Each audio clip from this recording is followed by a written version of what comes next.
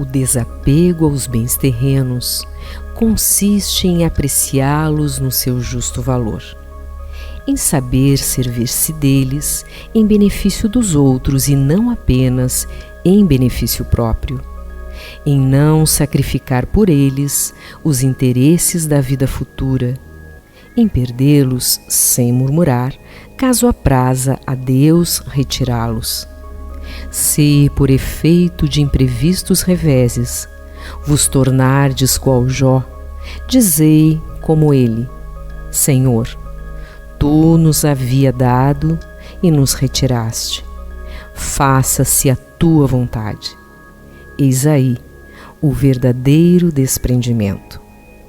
O Evangelho segundo o Espiritismo, de Allan Kardec, capítulo 16, tradução Guilom Ribeiro, FEB Editora.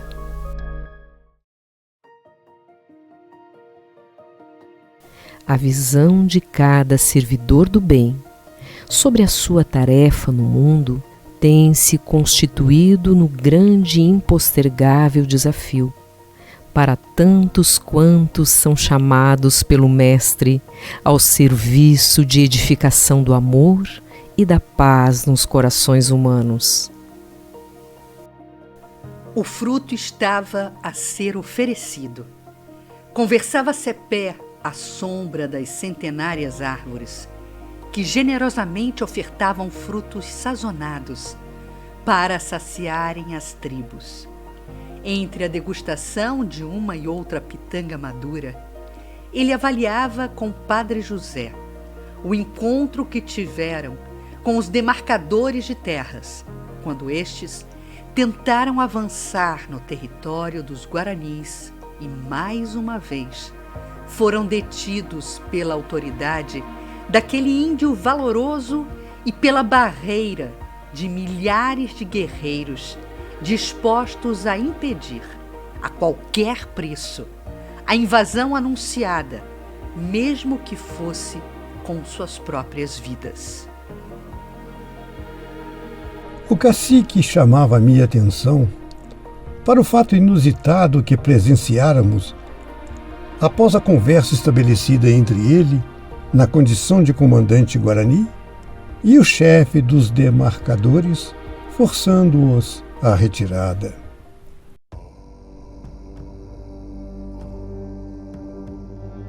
O acampamento foi montado para a vigília e para que tivéssemos a certeza da desistência dos espanhóis, quando, ao raiar do dia, um toque de trombeta se fez ouvir na vastidão da planície e um grupo de soldados avançou em direção às fileiras indígenas, carregando a bandeira do armistício. Cepé, sempre presente nas situações que demandava liderança, aprumou-se junto aos seus oficiais, alinhando os guerreiros que ficaram em prontidão. Os soldados estacaram a uma distância onde podiam ser vistos e ouvidos. O oficial deles adiantou-se e disse: Estamos aqui, comandante Cepé, para agradecer-lhe a generosidade, mesmo sem permitir a realização do nosso trabalho. É inegável a bondade com que nos tratou. Temos ouvido histórias sobre a bravura dos seus guerreiros e pensávamos que se desagradássemos os seus chefes, seríamos mortos e submetidos aos piores suplícios. Todavia, não foi o que aconteceu. A sua firmeza foi repassada de magnânima gentileza. Por isso, queremos presenteá-lo, bem como os seus soldados, com lembranças trazidas da corte.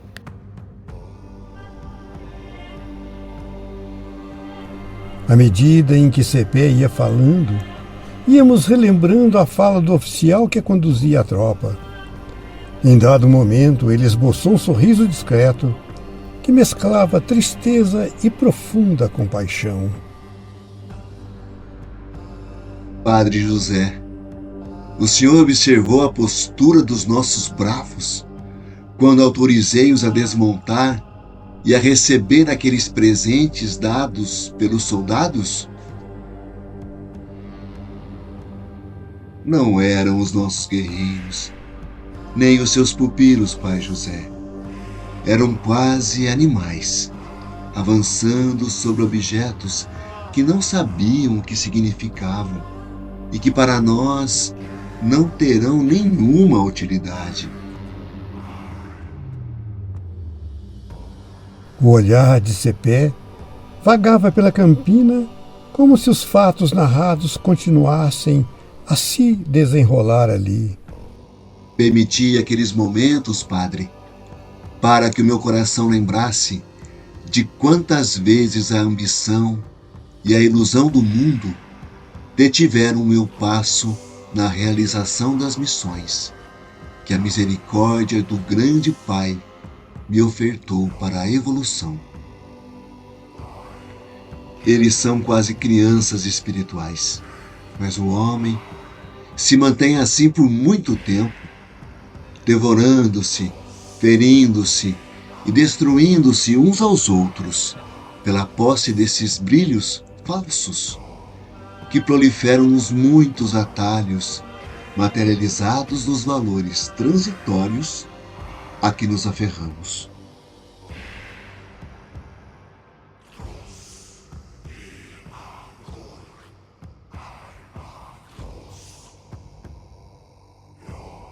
Valores transitórios, em contraste com a vida futura, anunciada por Jesus. Em todas as circunstâncias e passagens do seu Evangelho, nosso governador planetário apresentou a vida futura como a meta de entendimento da humanidade e constituindo-se como objeto das maiores preocupações do homem na Terra em situação evolutiva mais avantajada. No magnífico texto O Ponto de Vista, que vamos encontrar no Evangelho segundo o Espiritismo, o codificador Allan Kardec, assertivamente, vai explicar a noção de vida futura. A ideia clara e precisa que se faça da vida futura proporciona inabalável fé no porvir. Fé que acarreta enormes consequências sobre a moralização dos homens, porque muda completamente o ponto de vista sob o qual encaram eles a vida terrena. Para quem se coloca pelo pensamento na vida espiritual, que é indefinida, a vida corpórea se torna simples passagem, breve estada num país ingrato. As vicissitudes e tribulações dessa vida não passam de incidentes que ele suporta com paciência, por sabê-las de curta duração, devendo seguir-se-lhes um estado mais ditoso. A morte nada mais restará de aterrador, deixa de ser a porta que se abre para o nada e torna-se a que dá para a libertação, pela qual entra o exilado numa mansão de bem-aventurança e de paz. Sabendo temporária e não definitiva a sua estada no lugar onde se encontra, menos atenção presta às preocupações da vida, resultando-lhe daí uma calma de espírito que tira àquela muito do seu amargor. A profundidade dos conceitos de Cepé se coadunam com a doutrina espírita, avantajado em seu olhar além de seu tempo. O cacique das missões, o guerreiro da paz, tinha já na época colonial, marcada pela barbárie humana, vivificado dentro de si a verdade, que é transversal às existências e às civilizações. A noção da vida futura, a transitoriedade da matéria e nossa filiação divina. Impactado com a atitude introspectiva de Cepé, Padre José se entregou a ilações. Fiquei meditando sobre as palavras profundas daquele sábio que ali estava, exilado em meio a uma terra esquecida no sul do Brasil, recolhendo na convivência com almas em estágio evolutivo muito aquém da sua compleição espiritual, o fortalecimento da têmpera para servir a Jesus. É sabido que seres missionários aquecem renascer no seio de civilizações que necessitam do impulso do amor para evoluir, apagando-se no labor árduo de semear o progresso em almas colocadas sob a sua responsabilidade, suportando o látego da incompreensão e respirando em atmosfera de grande solidão. Senti que as lágrimas escorriam pela minha face, caindo sobre o peito e encharcando a batina empoeirada.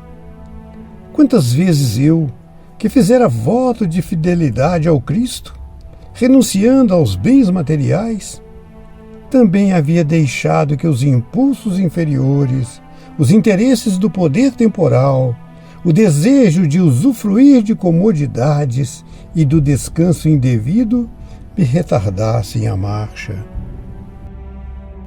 Recordei as razões que me trouxeram para o Brasil.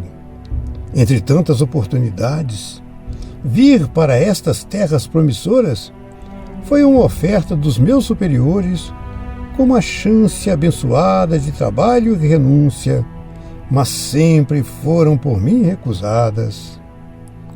O receio das dificuldades que sabia iria enfrentar, aliada à minha índole, amolentada pelo conforto da corte, não me permitiram aceitá-las, até que a dor veio esculpir-me a alma entorpecida.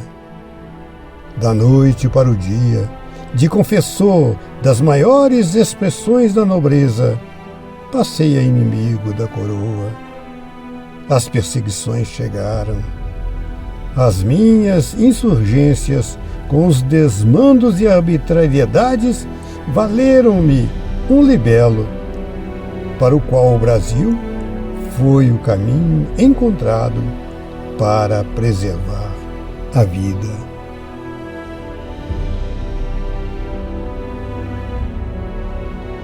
Agora, ouvindo Cepé, reconheci que o degredo fora o socorro divino para as minhas vacilações e indiferença.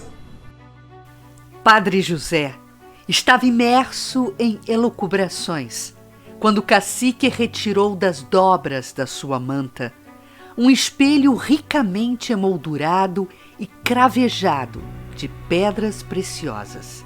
Cepé fora também agraciado pelos soldados invasores, na esperança de demovê-lo a obstar-lhes o avanço, uma tentativa espanhola de corromper o cacique da paz.